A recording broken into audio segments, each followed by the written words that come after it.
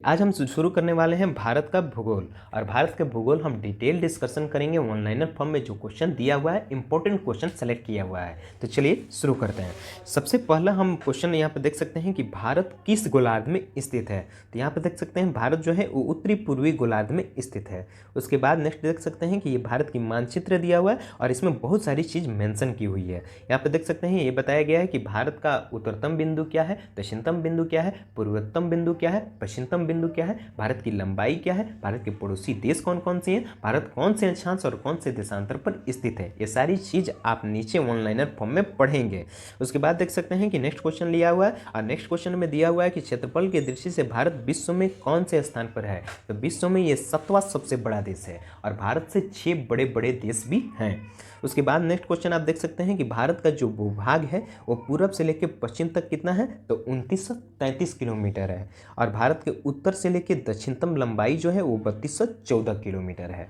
उसके बाद next question आप देख सकते हैं कि भारत का क्षेत्रफल विश्व के कुल क्षेत्रफल का कितना भाग है, यानी भारत जो है वो विश्व का कुल क्षेत्रफल का कितना प्रतिशत है। तो ये है 2.4%, यानी कुल क्षेत्रफल का 2.4% भाग भारत का है।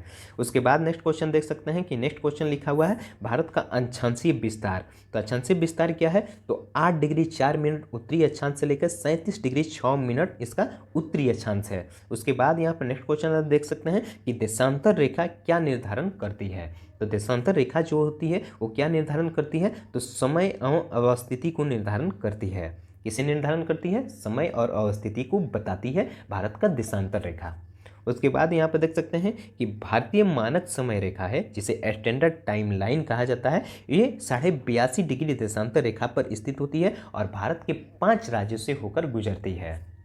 और 5 राज्य आप देख सकते हैं कि भारत के 5 राज्य कौन कौन से हैं। तो यहाँ पर देख सकते हैं उत्तर प्रदेश, मध्य प्रदेश, छत्तीसगढ़ और उड़ीसा, आंध्र प्रदेश स्थित है। यहीं से होकर भारत की स्टैंडर्ड टाइमलाइन गुजरती है और स्टैंडर्ड टाइमलाइन भारत को समय को निर्धारण करती है। यहाँ पे देख सकते हैं नेक्स्ट क्वेश्चन लिया है और नेक्स्ट क्वेश्चन दिया है कि कर्क रेखा भारत के कितने राज्य से होकर गुजरती है। तो जो कर्क रेखा है भारत के 8 राज्यों से होकर गुजरती है और सबसे बड़ी बात है कि भारत को 2 बराबर भागों में बांटती है कर्क रेखा। और कर्क रेखा है 23.5 डिग्री उत्तरी अक्षांश पर स्थित होती है। और ये 8 राज्य कौन कौन से हैं, तो आप देख सकते हैं कि भारत के ये 8 राज्य हैं गुजरात, मध्य प्रदेश, झारखंड, त्रिपुरा, राजस्थान, छत्तीसगढ़, पश्चिम बंगाल, मिजोरम। ये 8 राज्यों से होकर भारत की कर्क रेखा गुजरती है। एक बहुत ही अच्छा ट्रिक था मित्र पर गंछाचार, जिससे 8 राज्य याद हो जाता था। उसके बाद नेक्स्ट क्वेश्चन आप देख सकते हैं, नेक्स्ट क्वेश्चन लिखा है कि भारत को लगभग 2 बराबर, हाँ वही चीज़ हम बताए हैं कि भारत को 2 बराबर भागों में बांटने वाली रेखा का नाम क्या है, तो कर्क रेखा। और ये कितने डिग्री अक्षांश पर स्थित है, तो 23.5 डिग्री उत्तरी अक्षांश पर स्थित है। और यहाँ पर देख सकते हैं वो हम डिस्कस किए हैं, वही चीज़ यहाँ पर भी आ गया। और यहाँ पर बताया गया है कि भारत का पश्चिमतम बिंदु कौन है, यानी गुजरात में जो है उसे गौरमोता कहा जाता है। और भारत के पूर्वी बिंदु कौन सा है, जिसे किबुतु कहा जाता है। और सबसे इंपॉर्टेंट बड़ी बात है कि अगर हम टाइम देखें तो भारत के अरुणाचल प्रदेश का जो किबुतु है वहाँ पर जब सूर्योदय होता है तो 2 घंटे बाद गुजरात में होता है, गौरमोता में। यानी सूर्योदय का जो समय होता है लगभग 2 घंटे का अंतर होता है भारत में ही। भारत के अरुणाचल प्रदेश में जिस समय सूर्योदय होगा, मान लीजिए 12 बजे सूर्योदय होता है तो 2 बजे सूर्योदय कहाँ होगा, गुजरात में होगा। उसके बाद आप देख सकते हैं नेक्स्ट क्वेश्चन दिया हुआ है कि भारत का मानक समय रेखा है वो किस शहर से होकर गुजरती है। भारत का मानक समय रेखा किस शहर से होकर गुजरती है, तो आप देख सकते हैं इलाहाबाद के निकट मिर्जापुर गांव से होकर ये भारत का मानक समय रेखा गुजरती है। उसके बाद नेक्स्ट क्वेश्चन देख सकते हैं, भारत का मानक समय रेखा ग्रीनविच मध्य समय रेखा में कितने घंटे का अंतर है। यानी ग्रीनविच जो स्टैंडर्ड टाइम लाइन है और भारत का स्टैंडर्ड टाइम लाइन है वो दोनों में अंतर कितना है, तो 5.5 घंटों का अंतर है। यहाँ पे देख सकते हैं कि अगर लंदन में ग्रीनविच टाइम लाइन कहाँ है, तो लंदन में, अगर लंदन में 12 बजेगा तो यहाँ पर क्या बजेगा, यहाँ पर हो जाएगा 5:30। यहाँ पर कितना टाइम होगा, 5:30। यानी भारत का जो समय है और लंदन का जो समय है वो दोनों में 5.5 घंटे का अंतर है। अब देखिए यहाँ पर नेक्स्ट क्वेश्चन लिखा हुआ है कि भारत का सुदूरस्थ दक्षिणतम बिंदु यानी भारत का सुदूरस्थ दक्षिणतम बिंदु, जो वही आप मैप में देखे थे वही चीज़ यहाँ पर आया है। भारत का दक्षिणतम बिंदु का नाम क्या है, तो इंदिरा पॉइंट है। ये क्या है, दक्षिण में है।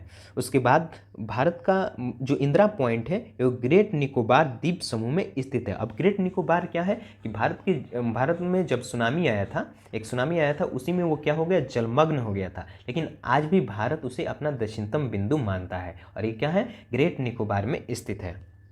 उसके बाद भारत का एकमात्र जिला कौन सा है, नेक्स्ट क्वेश्चन देख सकते हैं कि भारत का एकमात्र जिला कौन सा है जो 4 राज्यों से सीमा स्पर्श करता है, तो सोनभद्र जिला उत्तर प्रदेश का है। ये क्या होता है कि भारत की 5 राज्य है, वहाँ से ये अपना सीमा स्पर्श करता है। और 5 राज्य कौन कौन से हैं तो वो आपको आगे हम बताएंगे। उसके बाद नेक्स्ट क्वेश्चन देख सकते हैं कि नेक्स्ट क्वेश्चन में भारत की मानचित्र दिया हुआ है और कौन से राज्य कहाँ स्थित है वो सारी चीज़ यहाँ पर दी हुई है।